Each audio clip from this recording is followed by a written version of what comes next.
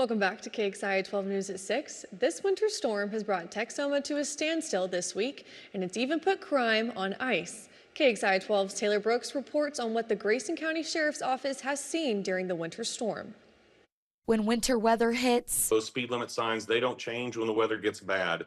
It still says that it's 55 or 65 or 75 on those roadways. so driving carefully is important. But luckily, For the majority of people that we've seen all across Grayson County, they have been doing that. the Grayson County Sheriff's Office has given out 0 traffic tickets in the last 6 days. They've been taking care, going slow, making sure that they're, not driving beyond their capabilities or the vehicle's capabilities. And the lack of crime extends beyond the roads. In the last 24 hours, no new inmates have been booked into the Grayson County Jail. We'll see a dip in, we talk about crime, whereas, burglaries and things of the such. A lot of times we will see those things drop. Allowing deputies to focus on helping the community during the storm. We've still been responding to, stranded motorists and welfare concerns. Even just checking in on elderly residents who live alone. A lot of people call during these times because they're concerned about their